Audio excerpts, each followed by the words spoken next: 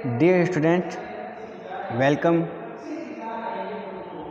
SVM online class में आपका स्वागत है।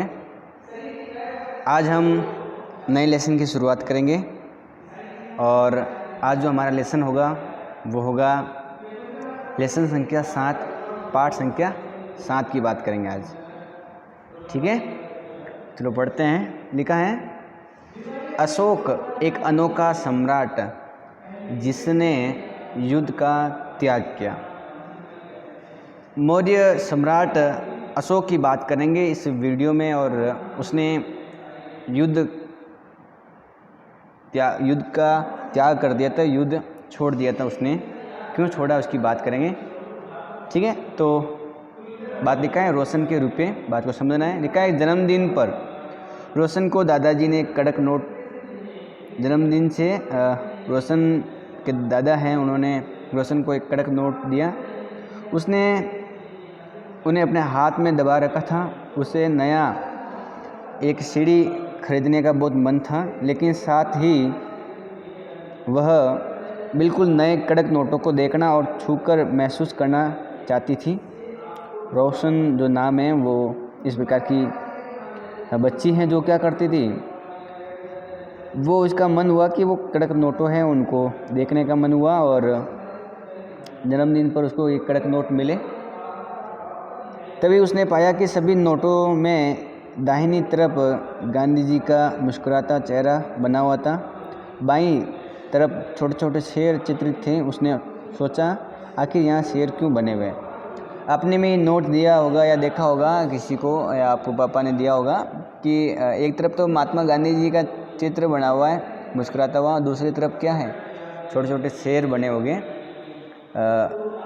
ठीक है, उसकी बात करते हैं। अगर बात करें तो इस प्रकार के शेर नोटों पर दिखाई देते हैं, आपने ये देखा होगा इस प्रकार का। ठीक है, लिखा है कि एक बहुत बड़ा राज्य, एक साम्राज्य, इसकी बात करते हैं। हम जिन शेरों के चित्र रुपयों पैसों पर देखते हैं उनका एक लंबा इतिहास है। आपने कभी सिक्कों पर देखा होगा ऐसा शेर बना हुआ है इस प्रकार का। ठीक है, या आपके जो नोट है उस पर भी इस प्रकार का शेर बना हुए हैं। तो उनका कोई इतिहास बहुत लंबा है, उस इतिहास की बात करते हैं। उन्हें पत्थरों को काट कर बनाया गया, फिर उन्हें सारनाथ में एक विशाल स्तंभ पर स्थापित किया गया था। ये जो शेर हैं उनको क्या किया था कि बनाने से पहले पत्थरों से काटा था, फिर वो पत्थर का प्रयोग करके इन शेरों को बनाया, और जो सारनाथ हैं वहाँ पर एक विशाल स्तंभ पर क्या किया, उसको स्थापित किया। स्तंभ होता है इस प्रकार का लंबा सा, उस पर इस प्रकार के शेरों को स्थापित किया था। ये बात आपको ध्यान में रखनी है। ठीक है, तो आपको ये शेर दिखाई दे रहे होंगे, इस तरफ मुँह है, इधर इधर और पीछे भी मुँह है, नीचे चक्र दिखाई दे रहा है। ये अशोक चक्र हैं, और आपने देखा होगा आपके जो तिरंगा है उसमें भी इसका प्रयोग होता है। इतिहास के महानतम राजाओं में एक अशोक के निर्देश पर इसके जैसे कई स्तंभों और पत्थरों पर अभिलेख उत्कीर्ण किए गए थे। सम्राट जो अशोक था मौर्य वंश का, उसके निर्देश में उसके अंडर में ऐसे बहुत सारे स्तंभ और पत्थरों का अंकन करवाया था। ये बात आपको ध्यान में रखनी है। ठीक है, इसके पहले ही हम ये जाने कि इन अभिलेखों में क्या लिखा है। जो अभिलेख लिखा है, अभिलेख मतलब किसी भी स्थान पर कुछ लिखा हुआ है, लिखित चीज़ लिखी हुई है, तो वो अभिलेख है। अभिलेख किसी भी जगह पर हो सकता है, दीवारों पर हो सकता है, पत्थरों पर हो सकता है, किसी भी गुफा में हो सकता है। तो जो अभिलेख हैं उनको लिखाया गया, ये बात आपको ध्यान में रखनी है। तो आपको अभिलेख के बारे में पता लग गया होगा कि अभिलेख क्या होते हैं। किसी भी पत्थर पर कुछ लिखा हुआ है तो वो अभिलेख हैं। यह समझने की कोशिश करें कि उनके राज्य को साम्राज्य क्यों कहा जाता है। राज्य को साम्राज्य क्यों कहा जाता है, तो ये अभी समझेंगे। और आप अभी समझ सकते हो कि जब कोई छोटा राज्य है और वो धीरे धीरे आसपास के राज्यों को जीत लेता है तो वो बहुत बड़ा साम्राज्य बन जाता है।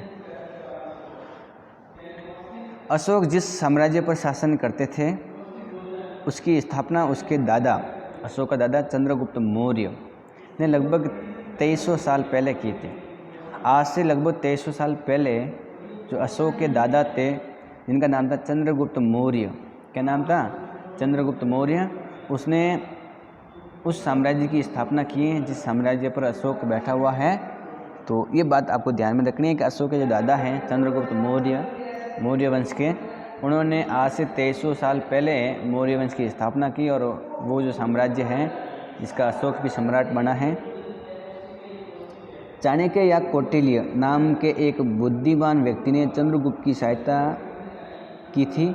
चाणक्य के कई विचार हमें अर्थशास्त्र नाम की किताब में मिलते हैं। देखो, चाणक्य और उनका एक नाम दूसरा था कौटिल्य। चाणक्य को क्या बोलते थे? कौटिल्य भी कहते थे। ये ऐसे व्यक्ति थे महान विद्वान के रूप में, और इनकी किताब का नाम है अर्थशास्त्र।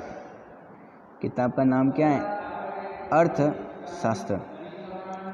कई विचार इस किताब में इनके हैं और चंद्रगुप्त ने इनकी सहायता ली और चाणक्य की सहायता से मौर्य वंश की स्थापना की भारत के अंदर, मगध के अंदर। तो ये आपको ध्यान रखना है, ठीक है। फिर लिखा है वंश। क्या लिखा है भाई? वंश। किताब में ध्यान देंगे सभी बच्चे। जब एक ही परिवार के कई सदस्य एक के बाद एक राजा बनते हैं तो उन्हें एक ही वंश का कहा जाता है। जब एक ही परिवार के कोई व्यक्ति एक के बाद में दूसरा राजा बनता है तो उनको बोलते हैं कि एक ही वंश के हैं, ठीक है। मौर्य वंश में 3 महत्वपूर्ण राजा हुए, चंद्रगुप्त, उनका बेटा बिंदुसार और बिंदुसार का बेटा अशोक, ठीक है। हम मौर्य वंश की बात कर रहे हैं। वंश क्या है आपको समझ में आ गया ना, कि अगर किसी राजा का बेटा फिर राजा बनता है और फिर उसका भी बेटा राजा बनता है, तो अगर ऐसे इस प्रकार की पीढ़ी चलती रहती है, एक ही परिवार के व्यक्ति राजा बनते हैं, तो अपन कहते हैं कि वो एक ही वंश से हैं। जैसे मौर्य वंश, तो मौर्य वंश में अगर हम बात करें तो पहले चंद्रगुप्त मौर्य राजा बना, सम्राट बना, उसके बाद में उसका बेटा जिनका नाम था बिंदुसार वो बना, बिंदुसार के बाद में कौन बना? अशोक बना, ठीक है। ये 3 महत्वपूर्ण मौर्य वंश के क्या है? राजा हैं। उसके बाद अपन आगे बात करते हैं। किताब में ध्यान देंगे वापस। लिखा है साम्राज्य में बहुत से नगर थे। जो साम्राज्य था उसमें बहुत सारे नगर हैं। कौन कौन से नगर है अभी हम बात करेंगे, ठीक है। तो क्या लिखा है कि मानचित्र में उन्हें काले बिंदुओं से दिखाया गया है। तो मानचित्र हम देखते हैं, उसमें से उनके नगर कौन कौन से हैं। तो मानचित्र आपको दिखाई दे रहा है भाई, देखो इसमें जो काले बिंदु हैं वो इनके नगर हैं। तो एक तो उज्जैन है, एक क्या है पाटलिपुत्र है, और एक क्या है तक्षशिला है। तो पाटलिपुत्र हो गया, तक्षशिला हो गया और उज्जैन हो गया, ठीक है। आगे ध्यान देंगे। इनमें साम्राज्य की राजधानी पाटलिपुत्र, उज्जैन और तक्षशिला जैसे नगर प्रमुख थे। इनकी जो राजधानी है वो पाटलिपुत्र, ठीक है, और ऐसे बहुत सारे नगर उनके हैं, उज्जैन है और तक्षशिला है। ये ध्यान रखना आपको। ये जगह है, अभी ये जगह कहाँ है ये भी मैंने मानचित्र में बताई आपको। आगे फिर देखेंगे। लिखा है कि तक्षशिला उत्तर पश्चिम और मध्य एशिया के लिए आने जाने का मार्ग था। ये जो तक्षशिला है, आपको तक्षशिला दिखाई दे रहा है यहाँ? ये जो तक्षशिला है ये उत्तर और पश्चिम मतलब इधर, और मध्य एशिया, ये मध्य एशिया, यहाँ से इस प्रकार से आने का क्या था, एक मार्ग था। तो अगर इस प्रकार से आना है आपको तो ये ऐसे रास्ता था इस प्रकार का मध्य एशिया में आने का। जगह का नाम क्या है? तक्षशिला, ठीक है। तक्षशिला आपके यहाँ है, भारत के बाहर हैं वर्तमान में। उस समय भारत वगैरह सब एक ही थे। शायद नगरों में व्यापारी, सरकारी अधिकारी और शिल्पकार रहा करते थे। ये जो नगर है तक्षशिला है, यहाँ पर व्यापारी रहते थे, सरकारी अधिकारी हैं वो रहते थे, यहाँ शिल्पकार रहते होंगे, इसलिए तो ये मार्ग था। भाई कोई बड़ा शहर होगा, वहाँ मार्ग होगा तो वहाँ पर व्यापारी लोग रहेंगे, काम करने वाले रहेंगे, शिल्पकार रहेंगे। तो ये भी आपको याद रखना है। आगे ध्यान देंगे। लिखा है साम्राज्य के बहुत बड़े क्षेत्रों में किसानों और पशुपालकों के गांव बसे हुए थे। जो साम्राज्य हैं उसके बहुत बड़े भूभाग पर किसान लोग रहते थे, पशुपालक हैं वो रहते थे। ठीक है। फिर लिखा है कि मध्य भारत जैसे इलाकों में ज़्यादातर हिस्सा जंगलों से भरा हुआ था। ये जो भारत दिखाई दे रहा है भारत का, इसका जो ये बीच वाला जो भाग है ना, ये ऐसे यहाँ पर क्या थी, यहाँ पर हरी भरी जगह थी, जंगल थे। ठीक है, तो ये भी ध्यान रखना है आपको। फिर लिखा है कि ज़्यादातर हिस्सा जंगलों से भरा हुआ था।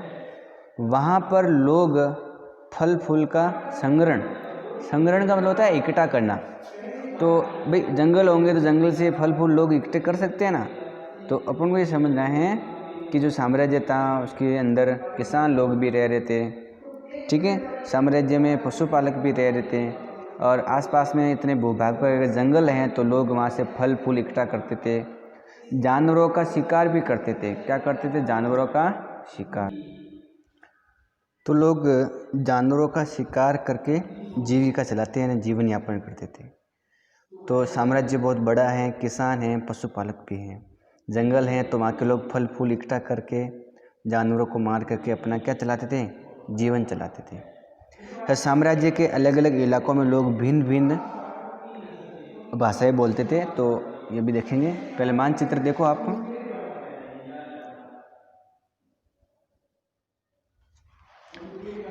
पहले ये बात आप ध्यान से पढ़ेंगे। लिखा है कि जिन जगहों पर अशोक के शिलालेख मिले हैं उन्हें लाल बिंदु से दिखाया गया है। मानचित्र में जहाँ जहाँ लाल बिंदु हैं वहाँ से अशोक के जो शिलालेख हैं वो मिले हैं। शिलालेख का मतलब होता है पत्थर पर कुछ लिखा हुआ था जो अशोक के समय लिखा हुआ था। ये सारे इलाके साम्राज्य के भीतर थे। उन देशों के नाम बताओ जहाँ अशोक के अभिलेख मिले और भारत के कौन कौन से मौर्य साम्राज्य से बाहर थे। तो ये जो जगह है लंपक, कंधार, ठीक है, मनसहरा, सबाज गड्डी, ये सब ऐसी जगह है जहाँ पर अशोक के समय के क्या मिले हैं? शिलालेख मिले हैं। ये सब बाहर है भारत से। कलसी, टोपरा, मेरठ, बहापुर। फिर लिखा है आपका रामपुरवा, लुम्बिनी, लोरिया, अर्राज, सारनाथ, कौशाम्बी, गुजर, उज्जैन। ठीक है, ये आपको नाम याद होना चाहिए। ठीक है, गुजर, कौशाम्बी हो गया, उज्जैन हो गया। जो परगुरिया है ये भी ऐसी जगह है, सांची है।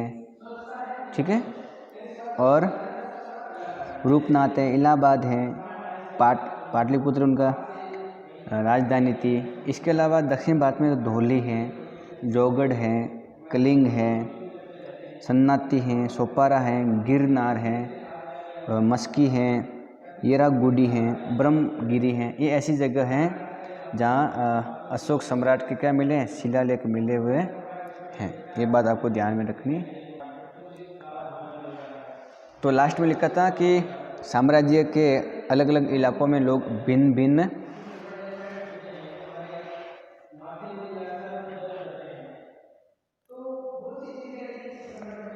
भिन्न भाषाएं बोलते थे। ये आपको ध्यान रखना है कि अलग अलग लोग क्या करते थे? अलग अलग भाषाएं बोलते थे। वे लोग शायद अलग अलग प्रकार का भोजन करते थे, यहाँ तक कि अलग अलग किस्म की पोशाक भी पहनते थे। अलग अलग जगहों पर लोग क्या करते थे? अलग अलग भाषा बोलते थे, लैंग्वेज। भोजन भी अलग अलग प्रकार का करते थे और अलग अलग प्रकार की पोशाक यानी ड्रेस से पहनते थे। ये बात आपको ध्यान में रखनी है।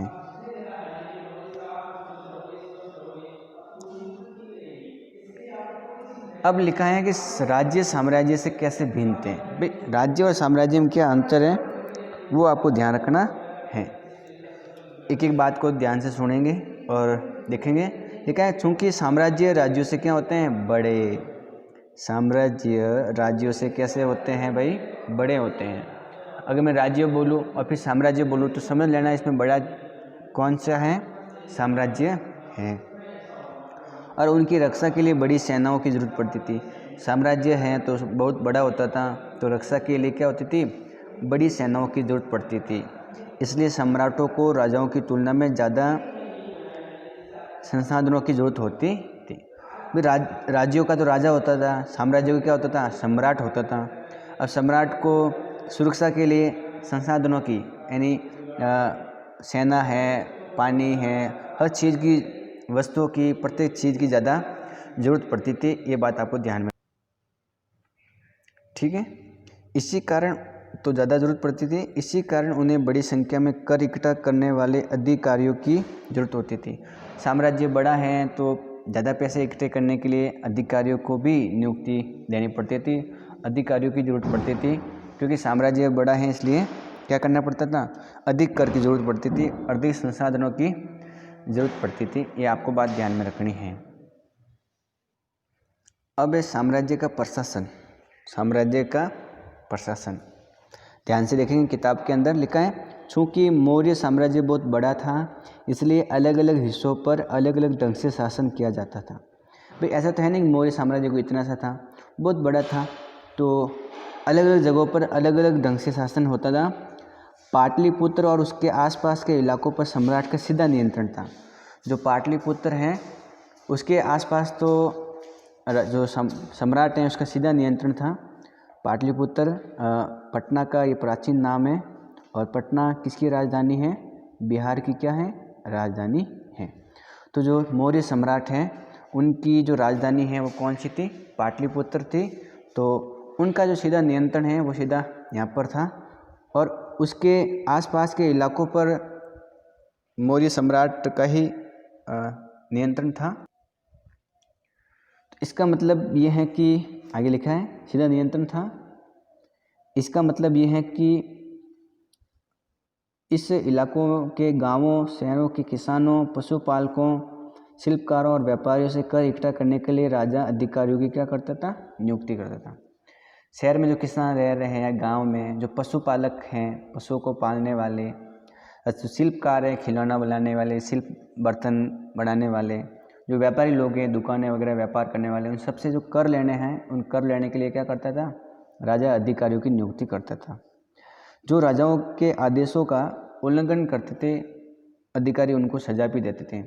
ऐसे अधिकारी लोग जो क्या करते थे, अगर कोई राजा की बात नहीं मानेगा तो अधिकारी लोग उनको सजा भी देते थे। ये बात ध्यान में रखनी है। इनमें से कई अधिकारियों को वेतन भी दिया जाता था। ये जो वेतन दिया जाता था वो उन अधिकारियों को दिया जाता था, बहुत सारे अधिकारियों को, ठीक है। फिर लिखा है कि संदेशवाहक एक जगह से दूसरी जगह पर घूमते रहते थे। एक शब्द आया संदेशवाहक। संदेश ले जाने वाले को बोलते हैं संदेशवाहक। वह व्यक्ति जो संदेश लेकर लाता है उसको संदेशवाहक कहते हैं। और वो क्या करता, एक जगह से दूसरी जगह पर घूमता रहता था संदेश लाने ले जाने के लिए, ठीक है। फिर लिखा है कि और राजा के जासूस अधिकारियों के कार्यकलाप पर नजर रखते थे, ठीक है। राजा के जो जासूस हैं, राजा जासूस रखता था, वो क्या करते थे, जो अधिकारी हैं उनके जो कार्यकलाप में, मतलब अधिकारी कौन कौन से काम कर रहे हैं उन पर नज़र रखते थे कि अधिकारी सही ढंग से काम कर रहे हैं या नहीं कर रहे हैं। ये बात आपको ध्यान में रखनी है, ठीक है। फिर लिखा है इन सब के ऊपर सम्राट था जो राज परिवार एवं वरिष्ठ मंत्रियों की सहायता से सब पर नियंत्रण रखता था। सबसे ऊपर कौन था, सम्राट। सम्राट क्या करता था, जो उसका राज परिवार है, राजा का परिवार है, ठीक है, जो वरिष्ठ यानी सबसे बड़े बुजुर्ग जो मंत्री हैं बड़े, उन सब की सहायता से क्या करता था, सब अधिकारियों पर नियंत्रण रखते थे और पूरी शासन व्यवस्था चलाते थे। ये बात आपको ध्यान में रखनी है। फिर लिखा है मौर्य साम्राज्य के भीतर कई छोटे क्षेत्र या प्रांत थे। फिर मौर्य साम्राज्य बहुत बड़ा था, उसके अंदर बहुत सारे छोटे छोटे जगह, क्षेत्र या प्रांत हैं। इन पर तक्षशिला या उज्जैन जैसी प्रांतीय राजधानियों से शासन किया जाता था। फिर बहुत बड़ा साम्राज्य है तो उसके छोटे भीतर अनेक छोटे छोटे प्रांत थे। उन प्रांतों पर जो अधिकार हैं वो इन राजधानियों से होता था। एक तो तक्षशिला है, एक उज्जैन है। क्या नाम है, उज्जैन। तो उज्जैन और तक्षशिला ऐसी जगह हैं जो प्रांतीय राजधानियां हैं मौर्य साम्राज्य की, और इनके माध्यम से छोटे छोटे जो प्रांत हैं आसपास में उन पर नियंत्रण होता था, वहाँ पर शासन चलता था। कुछ हद तक पाटलिपुत्र से इन क्षेत्रों पर नियंत्रण रखा जाता था। अक्सर राजकुमारों को वहाँ का राज्यपाल गवर्नर बनाकर भेजा जाता था, लेकिन ऐसा लगता है कि इन जगहों पर स्थानीय परंपराओं और नियमों को ही माना जाता था। तक्षशिला और उज्जैन ये ऐसी प्रांतीय राजधानियाँ हैं जहाँ पर राजा के जो राजकुमार है उनको भेजा जाता था राज्यपाल के रूप में। अब वो थोड़ा देख रेख करते थे, नियंत्रण रखते थे। ठीक है, संभव होता तो वो पाटलिपुत्र से ही नियंत्रण रखते थे, लेकिन उन जगहों पर जो स्थानीय परंपरा नियम है वो वहीं के चलते थे।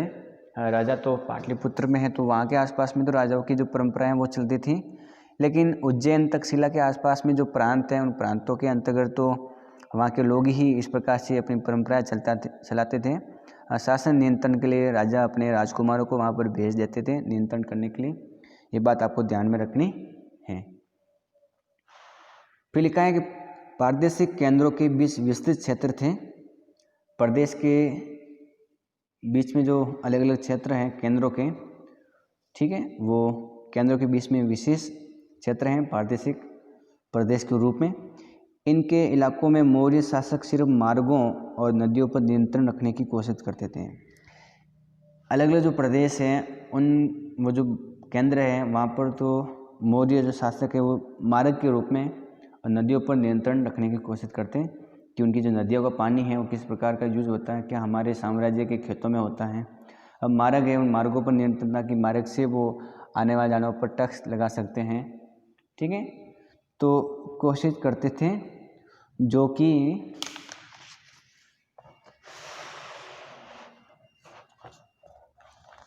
कि आवागमन के लिए महत्वपूर्ण थे। यहाँ से उन्हें जो भी संसाधन कर और भेंट के रूप में मिलते थे उसे इकट्ठा किया जाता था। नदी है तो नदी से भी उनको फ़ायदा मिलता था, संसाधन मिलता था। जो मार्ग हैं बड़े, वहाँ से लोग अप डाउन करते थे तो वहाँ से भी राजाओं को पैसा मिलता था, सम्राटों को। उदाहरण के लिए